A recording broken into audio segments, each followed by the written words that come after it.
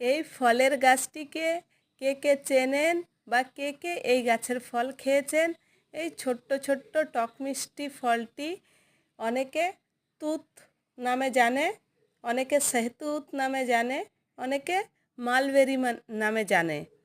এই ফলটির এত উপকারিতা রয়েছে, শরীরের আয়রনের অভাবকে পূরণ করে, যাদের সবসময় ঠান্ডা লেগে থাকে ঠান্ডা লাগার সমস্যা দূর করে, পাচনের সমস্যা ঠিক করে, হাড়কে মজবুত করে, ইমিউনিটিকে মজবুত করে, স্কিনকে হেলদি রাখে, হার্টের সমস্যা দূর করে, ওজন কম করে, চোখের সমস্যা দূর করে, লিভারের সমস্যা দূর করে।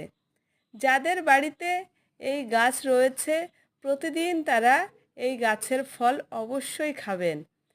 প্রচুর উপকারিতা রয়েছে। আপনার